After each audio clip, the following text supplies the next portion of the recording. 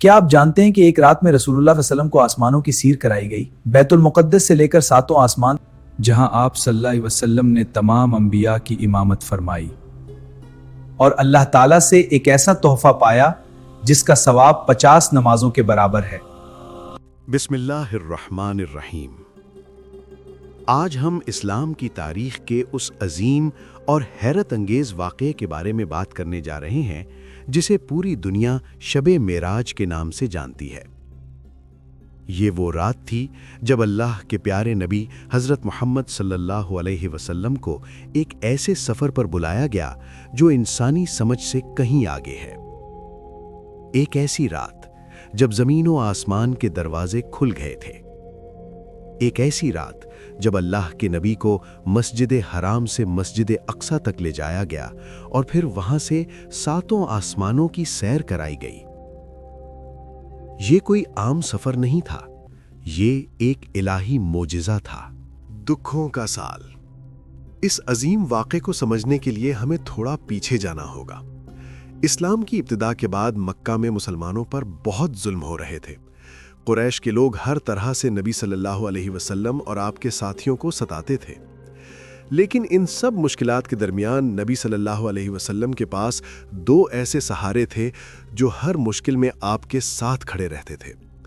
پہلا سہارا تھا آپ کے چچا حضرت ابو طالب، اور دوسرا سہارا تھا آپ کی پیاری زوجہ حضرت خدیجہ رضی اللہ عنہا۔ حضرت خدیجہ رضی اللہ عنہا وہ پہلی شخصیت تھیں جنہوں نے نبی صلی اللہ علیہ وسلم کی نبوت پر سب سے پہلے ایمان لایا۔ انہوں نے ہر مشکل میں نبی صلی اللہ علیہ وسلم کا ساتھ دیا۔ لیکن پھر وہ وقت آیا جب نبی صلی اللہ علیہ وسلم کی زندگی میں ایک کے بعد ایک بڑے دکھ آئے۔ سب سے پہلے حضرت خدیجہ رضی اللہ عنہا اس دنیا سے رخصت ہو گئیں۔ یہ نبی صلی اللہ علیہ وسلم کے لیے بہت بڑا صدمہ تھا، کیونکہ وہ صرف بیوی ہی نہیں بلکہ ہر مشکل میں ساتھ دینے والی ساتھی بھی تھیں۔ ابھی یہ غم کم بھی نہیں ہوا تھا کہ کچھ ہی عرصے بعد حضرت ابو طالب بھی اس دنیا سے رخصت ہو گئے۔ ان کے جانے کے بعد مکہ کے کفار کا ظلم اور بھی بڑھ گیا۔ نبی صلی اللہ علیہ وسلم اب پہلے سے زیادہ تنہا ہو گئے تھے۔ اسی سال کو اسلام کی تاریخ میں عام الحزن یعنی غم کا سال کہا جاتا ہے۔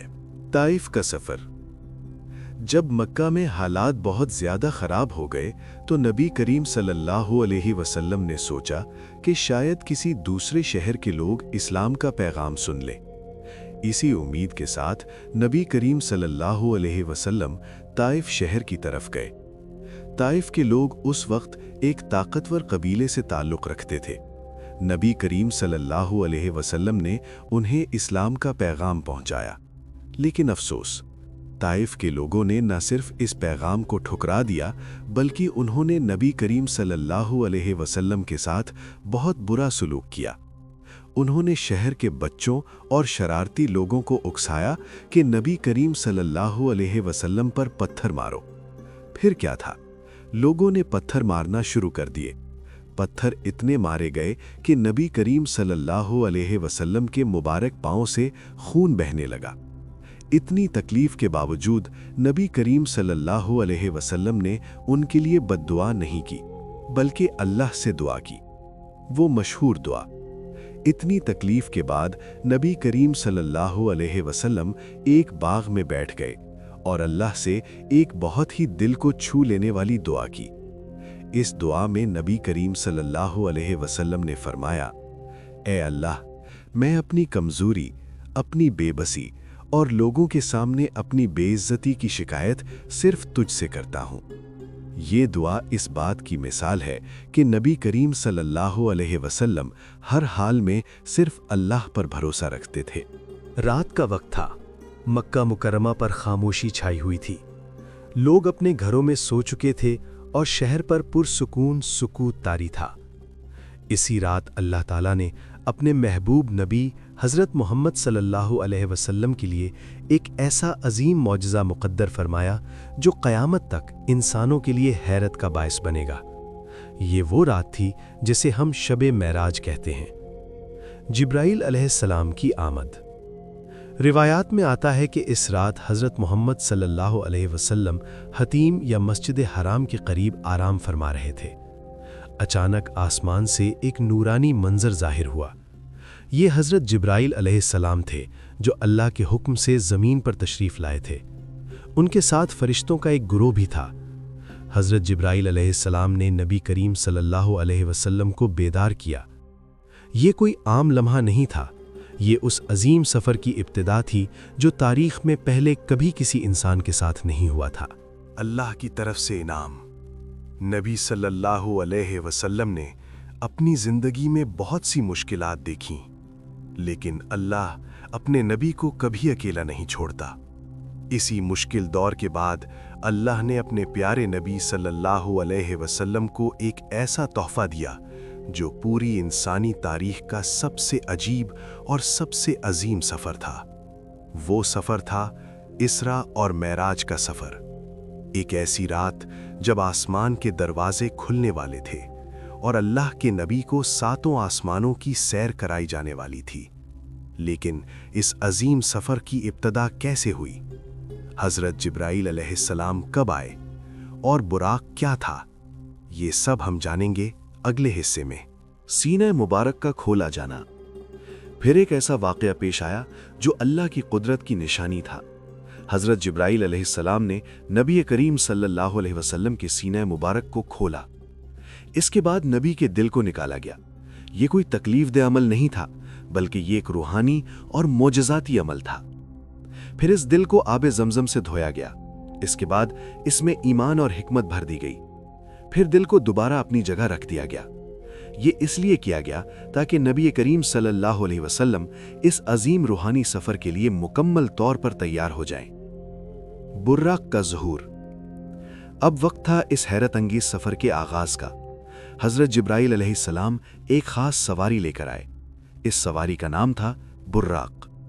براق ایک سفید رنگ کی نورانی مخلوق تھی۔ اس کا قد گدھے سے بڑا اور خچر سے چھوٹا تھا۔ اس کی رفتار اتنی تیز تھی کہ وہ ایک قدم میں وہاں تک پہنچ جاتی تھی جہاں تک نظر جاتی تھی۔ یہ کوئی عام جانور نہیں تھا، یہ اللہ کی طرف سے خاص طور پر نبی کریم صلی اللہ علیہ وسلم کے لیے بھیجی گئی سواری تھی۔ سفر کی تیاری۔ حضرت جبرائیل علیہ السلام نے نبی کریم صلی اللہ علیہ وسلم سے فرمایا کہ براق پر سوار ہو جائیں۔ نبی کریم صلی اللہ علیہ وسلم براق پر تشریف فرما ہو گئے۔ حضرت جبرائیل علیہ السلام بھی ساتھ تھے۔ اب وہ لمحہ آنے والا تھا جب ایک ایسا سفر شروع ہونے والا تھا جو دنیا کی تاریخ میں سب سے زیادہ حیرت انگیز تھا۔ یہ سفر تھا مکہ سے بیت المقدس تک، زمین پر سب سے تیز سفر۔ براق بجلی کی رفتار سے دوڑنے لگا۔ یہ سفر عام انسانوں کے سفر جیسا نہیں تھا، یہ اللہ کی قدرت کا مظاہرہ تھا۔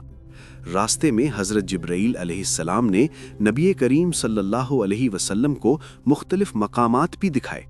کہا جاتا ہے کہ اس سفر کے دوران چند مقدس مقامات پر توقف بھی ہوا، لیکن اصل منزل ابھی باقی تھی۔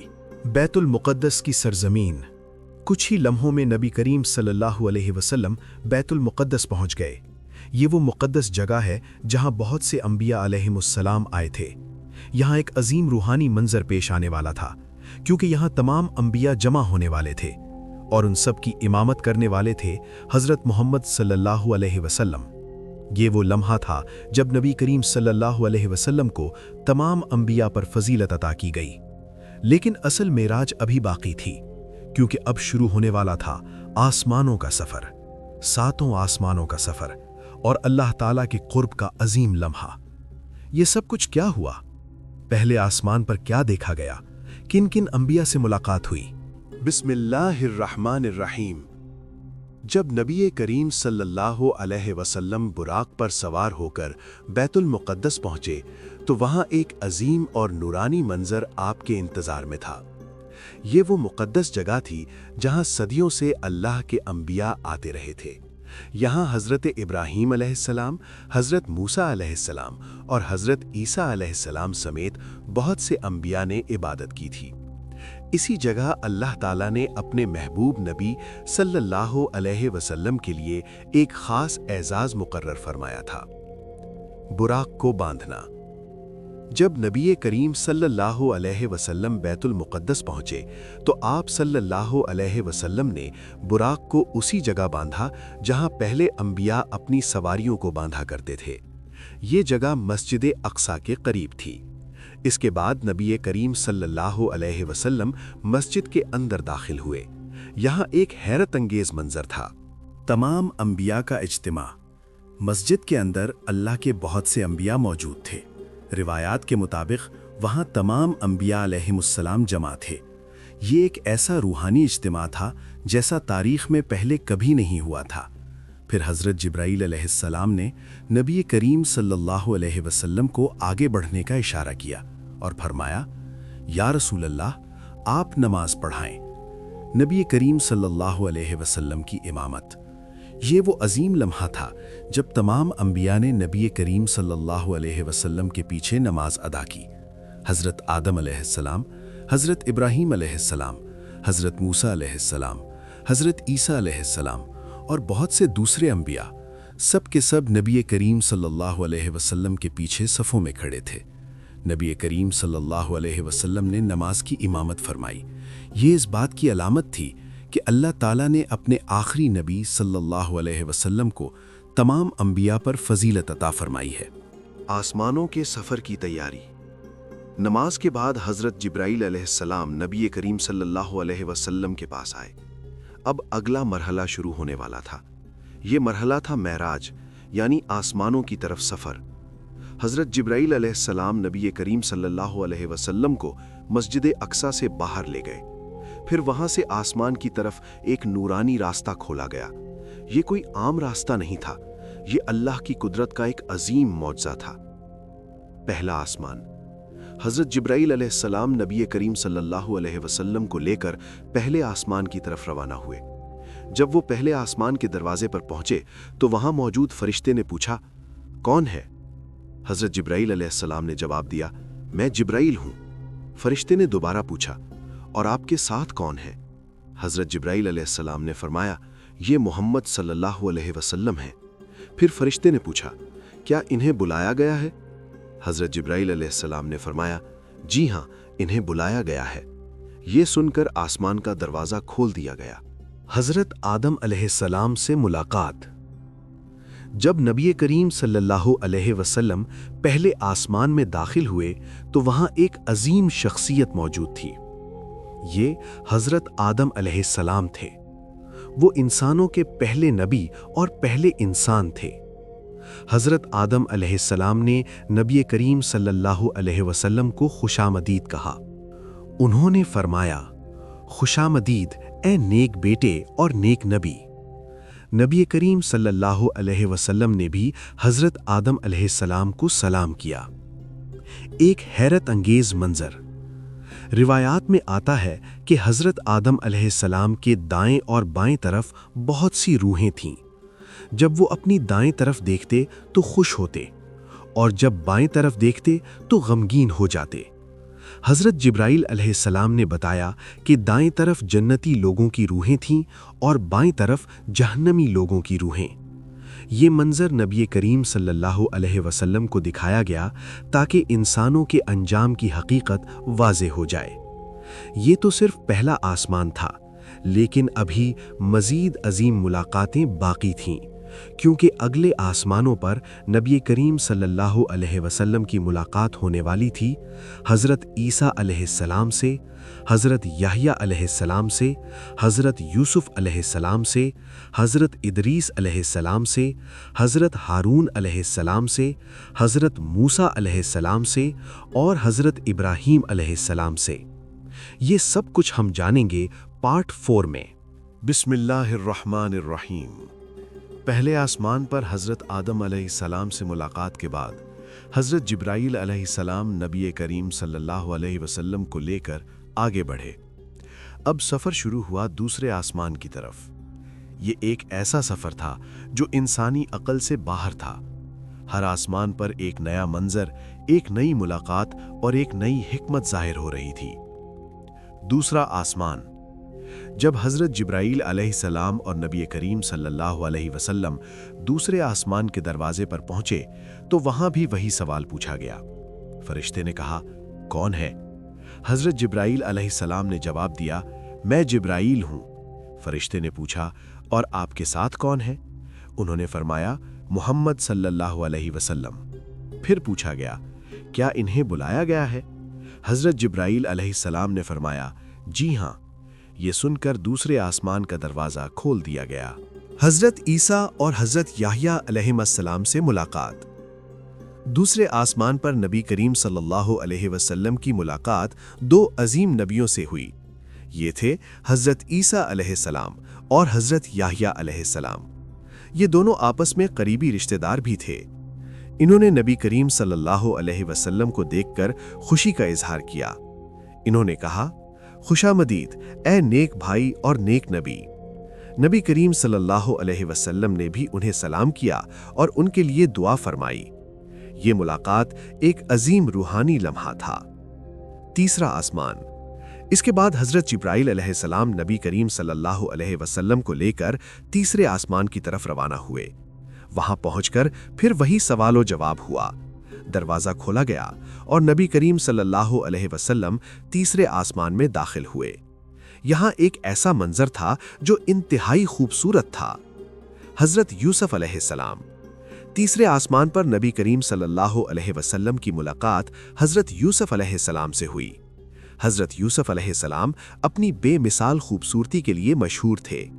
روایات میں آتا ہے کہ اللہ تعالیٰ نے دنیا کی خوبصورتی کا آدھا حصہ انہیں عطا کیا تھا۔ جب نبی کریم صلی اللہ علیہ وسلم نے انہیں دیکھا تو وہ نورانی حسن کا ایک حیرت انگیز منظر تھا۔ حضرت یوسف علیہ السلام نے بھی نبی کریم صلی اللہ علیہ وسلم کو خوشامدید کہا۔ انہوں نے فرمایا، خوشامدید اے نیک بھائی اور نیک نبی۔ چوتھا آسمان۔ اب سفر جاری رہا۔ حضرت جبرائیل علیہ السلام نبی کریم صلی اللہ علیہ وسلم کو لے کر چوتھے آسمان کی طرف گئے۔ دروازے پر پہنچ کر پھر وہی سوال پوچھا گیا۔ دروازہ کھولا گیا اور نبی کریم صلی اللہ علیہ وسلم چوتھے آسمان میں داخل ہوئے۔ حضرت ادریس علیہ السلام سے ملاقات۔ چوتھے آسمان پر نبی کریم صلی اللہ علیہ وسلم کی ملاقات حضرت ادریس علیہ السلام سے ہوئی۔ حضرت ادریس علیہ السلام ایک عظیم نبی تھے۔ قرآن میں اللہ تعالیٰ نے ان کے بارے میں فرمایا ہے کہ انہیں بلند مقام پر اٹھا لیا گیا۔ انہوں نے نبی کریم صلی اللہ علیہ وسلم کا استقبال کیا اور فرمایا، خوش آمدید اے نیک بھائی اور نیک نبی۔ یہ ملاقات بھی انتہائی روحانی اور عظمت سے بھرپور تھی۔ سفر ابھی باقی ہے۔ اب تک نبی کریم صلی اللہ علیہ وسلم پہلے آسمان پر حضرت آدم، دوسرے آسمان پر حضرت عیسیٰ اور حضرت یحییٰ، تیسرے آسمان پر حضرت یوسف، چوتھے آسمان پر حضرت ادریس سے ملاقات کر چکے تھے۔ لیکن سفر ابھی ختم نہیں ہوا تھا، کیونکہ اگلے آسمانوں پر انتظار کر رہے تھے حضرت ہارون علیہ السلام، حضرت موسیٰ علیہ السلام اور حضرت ابراہیم علیہ السلام۔ اور پھر آنے والا تھا وہ لمحہ جب نبی کریم صلی اللہ علیہ وسلم سدرۃ المنتہا تک پہنچنے والے تھے۔ یہ سب کچھ ہم جانیں گے پارٹ 5 میں۔ بسم اللہ الرحمن الرحیم۔ چوتھے آسمان پر حضرت ادریس علیہ السلام سے ملاقات کے بعد حضرت جبرائیل علیہ السلام نبی کریم صلی اللہ علیہ وسلم کو لے کر اگلے آسمان کی طرف روانہ ہوئے۔ یہ سفر ہر لمحہ پہلے سے زیادہ عظیم اور حیرت انگیز ہو رہا تھا۔ اب وہ پہنچنے والے تھے 5ویں آسمان پر۔ 5واں آسمان۔ جب حضرت جبرائیل علیہ السلام اور نبی کریم صلی اللہ علیہ وسلم 5ویں آسمان کے دروازے پر پہنچے تو وہاں موجود فرشتے نے پھر وہی سوال پوچھا، کون ہے؟ حضرت جبرائیل علیہ السلام نے جواب دیا، میں جبرائیل ہوں۔ فرشتے نے پوچھا، آپ کے ساتھ کون ہے؟ انہوں نے فرمایا، محمد صلی اللہ علیہ وسلم۔ پھر پوچھا گیا، کیا انہیں بلایا گیا ہے؟ حضرت جبرائیل علیہ السلام نے فرمایا، جی ہاں، انہیں بلایا گیا ہے۔ یہ سن کر 5ویں آسمان کا دروازہ کھول دیا گیا۔ حضرت ہارون علیہ السلام سے ملاقات۔ 5ویں آسمان پر نبی کریم صلی اللہ علیہ وسلم کی ملاقات حضرت ہارون علیہ السلام سے ہوئی۔ حضرت ہارون علیہ السلام حضرت موسیٰ علیہ السلام کے بھائی تھے اور ایک عظیم نبی تھے۔ وہ اپنی قوم میں نہایت محبوب تھے۔ جب انہوں نے نبی کریم صلی اللہ علیہ وسلم کو دیکھا تو مسکرا کر استقبال کیا۔ انہوں نے فرمایا، خوش آمدید اے نیک بھائی اور نیک نبی۔ نبی کریم صلی اللہ علیہ وسلم نے بھی انہیں سلام کیا اور ان کے لیے دعا فرمائی۔ چھٹا آسمان۔ اس کے بعد حضرت جبرائیل علیہ السلام نبی کریم صلی اللہ علیہ وسلم کو لے کر چھٹے آسمان کی طرف روانہ ہوئے۔ دروازے پر پہنچ کر پھر وہی سوال و جواب ہوا۔ دروازہ کھولا گیا اور نبی کریم صلی اللہ علیہ وسلم چھٹے آسمان میں داخل ہوئے۔ حضرت موسیٰ علیہ السلام سے ملاقات۔ چھٹے آسمان پر نبی کریم صلی اللہ علیہ وسلم کی ملاقات حضرت موسیٰ علیہ السلام سے ہوئی۔ حضرت موسیٰ علیہ السلام اللہ کے عظیم پیغمبر تھے جنہیں اللہ تعالیٰ نے براہ راست کلام کا شرف دیا تھا۔ جب انہوں نے نبی کریم صلی اللہ علیہ وسلم کو دیکھا تو خوشی سے استقبال کیا۔ انہوں نے فرمایا، خوش آمدید اے نیک بھائی اور نیک نبی۔ لیکن جب نبی کریم صلی اللہ علیہ وسلم آگے بڑھنے لگے تو حضرت موسیٰ علیہ السلام کی آنکھوں میں آنسو آ گئے۔ نبی کریم صلی اللہ علیہ وسلم نے پوچھا، آپ کیوں رو رہے ہیں؟ حضرت موسیٰ علیہ السلام نے فرمایا، میں اس لیے رو رہا ہوں کہ میرے بعد ایک ایسا نبی آیا ہے جس کی امت کے زیادہ لوگ جنت میں داخل ہوں گے۔ یہ نبی کریم صلی اللہ علیہ وسلم کی امت کے لیے ایک بہت بڑا اعزاز تھا۔ ساتواں آسمان۔ اب حضرت جبرائیل علیہ السلام نبی کریم صلی اللہ علیہ وسلم کو لے کر 7ویں آسمان کی طرف روانہ ہوئے۔ جب وہ 7ویں آسمان کے دروازے پر پہنچے تو پھر وہی سوال کیا گیا، کون ہے؟ میں جبرائیل ہوں۔ آپ کے ساتھ کون ہے؟ محمد صلی اللہ علیہ وسلم۔ کیا انہیں بلایا گیا ہے؟ جی ہاں۔ پھر 7ویں آسمان کا دروازہ کھول دیا گیا۔ حضرت ابراہیم علیہ السلام سے ملاقات۔ 7ویں آسمان پر نبی کریم صلی اللہ علیہ وسلم کی ملاقات حضرت ابراہیم علیہ السلام سے ہوئی۔ حضرت ابراہیم علیہ السلام بیت المعمور کے ساتھ ٹیک لگائے بیٹھے تھے۔ بیت المعمور ایک ایسا مقدس گھر ہے جہاں ہر روز 70,000 فرشتے عبادت کے لیے داخل ہوتے ہیں اور پھر دوبارہ ان کی باری نہیں آتی۔ حضرت ابراہیم علیہ السلام نے نبی کریم صلی اللہ علیہ وسلم کو خوش آمدید کہا۔ انہوں نے فرمایا، خوش آمدید اے نیک بیٹے اور نیک نبی۔ پھر انہوں نے نبی کریم صلی اللہ علیہ وسلم کے ذریعے امت کو ایک پیغام بھی دیا۔ انہوں نے فرمایا، اپنی امت کو میرا سلام کہنا اور بتانا کہ جنت کی زمین بہت اچھی اور صاف ہے اور اس کے درخت یہ ہیں، سبحان اللہ، الحمدللہ، لا الہ الا اللہ، اللہ اکبر۔ ایک عظیم مقام قریب ہے۔ اب نبی کریم صلی اللہ علیہ وسلم 7 آسمانوں سے گزر چکے تھے، لیکن میں آج کا سب سے عظیم لمحہ ابھی باقی تھا۔ اب نبی کریم صلی اللہ علیہ وسلم کو لے جایا جانے والا تھا ایک ایسے مقام پر جہاں تک حضرت جبرائیل علیہ السلام بھی نہیں جا سکتے تھے۔ وہ مقام تھا سدرۃ المنتہا، وہ مقام جہاں فرشتوں کی بھی حد ختم ہو جاتی ہے، اور وہاں ہونے والا تھا ایک ایسا لمحہ جس کا تصور بھی انسان کے لیے مشکل ہے۔ یہ سب کچھ ہم جانیں گے پارٹ 6 میں۔ پارٹ 6، سدرۃ المنتہا کا عظیم منظر۔ بسم اللہ الرحمن الرحیم۔ 7ویں آسمان پر حضرت ابراہیم علیہ السلام سے ملاقات کے بعد حضرت جبرائیل علیہ السلام نبی کریم صلی اللہ علیہ وسلم کو ایک اور عظیم مقام کی طرف لے کر گئے۔ یہ وہ مقام تھا جسے سدرۃ المنتہا کہا جاتا ہے۔ یہ ایک ایسا مقام ہے جہاں پہنچ کر فرشتوں کی بھی حد ختم ہو جاتی ہے۔ سدرۃ المنتہا کیا ہے؟ سدرۃ المنتہا ایک عظیم درخت ہے جو 7ویں آسمان کے اوپر موجود ہے۔ قرآن کریم میں بھی اس درخت کا ذکر آیا ہے۔ یہ درخت اتنا عظیم اور نورانی ہے کہ اس کی خوبصورتی کو الفاظ میں بیان کرنا ممکن نہیں۔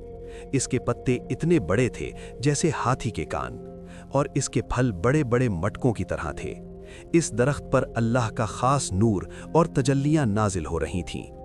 حیرت انگیز منظر۔ نبی کریم صلی اللہ علیہ وسلم نے وہاں ایسے مناظر دیکھے جو دنیا میں کسی انسان نے پہلے کبھی نہیں دیکھے تھے۔ سدرۃ المنتہا کے ارد گرد بے شمار فرشتے موجود تھے۔ وہ اللہ کی حمد و تسبیح میں مشغول تھے۔ ہر طرف نور ہی نور تھا۔ یہ منظر اتنا عظیم تھا کہ انسانی عقل اس کا تصور بھی نہیں کر سکتی۔ بیت المعمور سدرۃ المنتہا کے قریب ہی ایک اور عظیم مقام تھا جسے بیت المعمور کہا جاتا ہے۔ یہ آسمانوں میں موجود ایک مقدس گھر ہے۔ یہ بالکل اسی طرح ہے جیسے زمین پر کعبہ ہے، فرق صرف اتنا ہے کہ بیت المعمور آسمانوں میں ہے اور وہاں فرشتے عبادت کرتے ہیں۔ روایات میں آتا ہے کہ ہر روز 70,000 فرشتے بیت المعمور میں داخل ہو کر عبادت کرتے ہیں اور پھر قیامت تک دوبارہ ان کی باری نہیں آتی۔ اس سے اندازہ ہوتا ہے کہ اللہ کے فرشتوں کی تعداد کتنی زیادہ ہے۔ جبریل علیہ السلام کا رک جانا۔ جب نبی کریم صلی اللہ علیہ وسلم سدرۃ المنتہا کے قریب پہنچے تو حضرت جبریل علیہ السلام رک گئے۔ انہوں نے نبی کریم صلی اللہ علیہ وسلم سے کہا، یا رسول اللہ صلی اللہ علیہ وسلم، اس کے بعد میں آگے نہیں جا سکتا۔ انہوں نے مزید فرمایا، اگر میں ایک قدم بھی آگے بڑھوں گا تو جل جاؤں گا۔ یہ فرشتوں کی بھی حد تھی، لیکن نبی کریم صلی اللہ علیہ وسلم کو اللہ تعالیٰ نے ایک خاص مقام عطا کیا تھا، اسی لیے اب نبی کریم صلی اللہ علیہ وسلم کو اکیلے آگے بڑھنا تھا۔ ایک عظیم لمحہ قریب ہے۔ اب وہ لمحہ قریب آ رہا تھا جس کا انتظار پوری کائنات کو تھا۔ نبی کریم صلی اللہ علیہ وسلم آگے بڑھنے والے تھے۔ یہ وہ مقام تھا جہاں نبی کریم صلی اللہ علیہ وسلم کی اللہ تعالیٰ کی خاص قربت حاصل ہونے والی تھی۔ یہ وہ لمحہ تھا جہاں اللہ تعالیٰ اپنی امت کے لیے ایک عظیم تحفہ عطا کرنے والے تھے۔ یہ تحفہ تھا نماز۔ لیکن نماز کا حکم کیسے دیا گیا؟ 50 نمازیں کیسے فرض ہوئیں اور پھر وہ کم ہو کر 5 کیسے رہ گئیں؟ یہ سب کچھ ہم جانیں گے پارٹ 7 میں۔ پارٹ 7 نماز کا تحفہ۔ بسم اللہ الرحمن الرحیم۔ جب نبی کریم صلی اللہ علیہ وسلم سدرۃ المنتہا کے مقام سے آگے بڑھے تو یہ ایک ایسا لمحہ تھا جس کی مثال پوری تاریخ میں نہیں ملتی۔ یہ وہ مقام تھا جہاں اللہ تعالیٰ نے اپنے محبوب نبی حضرت محمد صلی اللہ علیہ وسلم کو خاص قرب عطا فرمایا۔ یہ قرب کیسا تھا اور اس کی حقیقت کیا تھی، اس کی مکمل حقیقت اللہ ہی بہتر جانتا ہے، لیکن اس عظیم لمحے میں اللہ تعالیٰ نے اپنی امت کے لیے ایک بہت بڑا تحفہ عطا فرمایا۔ یہ تحفہ تھا نماز۔ 50 نمازوں کا حکم۔ اللہ تعالیٰ نے نبی کریم صلی اللہ علیہ وسلم کی امت پر 50 نمازیں فرض فرمائیں۔ یہ نمازیں دن اور رات میں ادا کی جانی تھیں۔ یہ اللہ تعالیٰ کی عبادت اور بندگی کا سب سے بڑا ذریعہ تھیں۔ نبی کریم صلی اللہ علیہ وسلم نے اللہ کا حکم قبول فرمایا۔ پھر آپ صلی اللہ علیہ وسلم واپس زمین کی طرف سفر شروع کرنے لگے۔ حضرت موسیٰ علیہ السلام سے ملاقات۔ جب نبی کریم صلی اللہ علیہ وسلم واپس آسمانوں سے گزر رہے تھے تو چھٹے آسمان پر دوبارہ حضرت موسیٰ علیہ السلام سے ملاقات ہوئی۔ حضرت موسیٰ علیہ السلام نے پوچھا، یا محمد صلی اللہ علیہ وسلم، اللہ نے آپ کی امت پر کیا فرض کیا ہے؟ نبی کریم صلی اللہ علیہ وسلم نے فرمایا، اللہ نے میری امت پر 50 نمازیں فرض کی ہیں۔ یہ سن کر حضرت موسیٰ علیہ السلام نے فرمایا، آپ کی امت اس کی طاقت نہیں رکھے گی۔ انہوں نے کہا، میں بنی اسرائیل کو جانتا ہوں اور انسانوں کی کمزوری کو بھی جانتا ہوں۔ پھر انہوں نے مشورہ دیا، آپ واپس جائیں اور اللہ سے کمی کی درخواست کریں۔ نمازوں میں کمی۔ نبی کریم صلی اللہ علیہ وآلہ وسلم دوبارہ اللہ تعالیٰ کی بارگاہ میں حاضر ہوئے اور نمازوں میں کمی کی درخواست کی۔ اللہ تعالیٰ نے نمازوں کی تعداد کم کر دی۔ پھر نبی کریم صلی اللہ علیہ وآلہ وسلم واپس آئے اور حضرت موسیٰ علیہ السلام کو بتایا، لیکن حضرت موسیٰ علیہ السلام نے پھر فرمایا، مزید کمی کی درخواست کریں۔ یہ سلسلہ کئی مرتبہ جاری رہا۔ ہر بار نمازوں کی تعداد کم ہوتی رہی۔ 5 نمازیں باقی رہ گئیں۔ آخر کار نمازوں کی تعداد کم ہو کر 5 نمازیں رہ گئیں۔ اب بھی حضرت موسیٰ علیہ السلام نے مشورہ دیا کہ مزید کمی کی درخواست کریں، لیکن نبی کریم صلی اللہ علیہ وآلہ وسلم نے فرمایا، اب مجھے اپنے رب سے حیا آتی ہے۔ اسی وقت اللہ تعالیٰ کی طرف سے اعلان ہوا، یہ 5 نمازیں ہیں، لیکن اجر 50 نمازوں کا ہوگا۔ یعنی جو مسلمان 5 وقت کی نماز ادا کرے گا اسے 50 نمازوں کا ثواب ملے گا۔ یہ اللہ تعالیٰ کی اپنی امت پر عظیم رحمت تھی۔ امت کے لیے سب سے بڑا تحفہ، شب معراج کا سب سے بڑا تحفہ یہی تھا کہ اللہ تعالیٰ نے مسلمانوں کو 5 وقت کی نماز عطا فرمائی۔ نماز ہی وہ عبادت ہے جو مومن کو اللہ کے قریب کرتی ہے۔ نماز ہی وہ عمل ہے جو انسان کو گناہوں سے بچاتی ہے، اور یہی وہ عبادت ہے جو قیامت کے دن سب سے پہلے پوچھی جائے گی۔ واپسی کا سفر۔ اب معراج کا عظیم مرحلہ مکمل ہو چکا تھا۔ نبی کریم صلی اللہ علیہ وآلہ وسلم کو زمین کی طرف واپس لوٹنا تھا، لیکن واپس آ کر ایک اور حیرت انگیز واقعہ پیش آنے والا تھا۔ جب نبی کریم صلی اللہ علیہ وآلہ وسلم نے مکہ کے لوگوں کو معراج کا واقعہ سنایا تو بہت سے لوگوں نے اس پر یقین نہیں کیا، لیکن ایک شخصیت ایسی تھی جس نے فوراً اس پر ایمان لے آیا۔ وہ تھے حضرت ابو بکر صدیق رضی اللہ عنہ۔ یہ سب کچھ ہم جانیں گے پارٹ 8 میں۔ پارٹ 8، مکہ والوں کا رد عمل اور حضرت ابو بکر کا ایمان۔ بسم اللہ الرحمن الرحیم۔ جب نبی کریم صلی اللہ علیہ وسلم کا عظیم سفر مکمل ہوا تو نبی کریم صلی اللہ علیہ وسلم کو واپس زمین پر لایا گیا۔ یہ سب کچھ ایک ہی رات میں ہوا تھا۔ نبی کریم صلی اللہ علیہ وسلم دوبارہ مکہ مکرمہ پہنچ گئے اور صبح ہونے سے پہلے ہی آپ صلی اللہ علیہ وسلم اپنے گھر واپس آ گئے۔ یہ ایک ایسا واقعہ تھا جس نے تاریخ بدل دی، لیکن جب نبی کریم صلی اللہ علیہ وسلم نے یہ واقعہ لوگوں کو سنایا تو بہت سے لوگ حیران رہ گئے۔ قریش کا مذاق۔ جب صبح ہوئی تو نبی کریم صلی اللہ علیہ وسلم نے مکہ کے لوگوں کو بتایا کہ میں رات کے وقت مکہ سے بیت المقدس گیا اور پھر آسمانوں کی سیر کر کے واپس آ گیا۔ یہ سن کر قریش کے لوگ ہنسنے لگے۔ انہوں نے کہا کہ یہ کیسے ممکن ہے؟ وہ کہنے لگے کہ ہم تو مکہ سے بیت المقدس تک جانے میں مہینوں لگا دیتے ہیں، اور محمد صلی اللہ علیہ وسلم کہتے ہیں کہ وہ ایک ہی رات میں جا کر واپس آ گئے۔ کچھ لوگوں نے اس بات کو مذاق بنا لیا اور کچھ لوگوں نے اسے جھوٹ قرار دیا۔ یہ خبر پورے مکہ میں پھیل گئی۔ کمزور ایمان والوں کا پیچھے ہٹ جانا۔ اس واقعے کے بعد کچھ ایسے لوگ بھی تھے جن کا ایمان کمزور تھا۔ انہوں نے سوچا کہ یہ بات عقل سے باہر ہے، اور اسی وجہ سے کچھ لوگ اسلام سے پیچھے ہٹ گئے۔ یہ اللہ کی طرف سے ایک آزمائش تھی کہ کون سچا مومن ہے اور کون صرف نام کا مسلمان ہے۔ حضرت ابو بکر صدیق رضی اللہ عنہ کا ایمان۔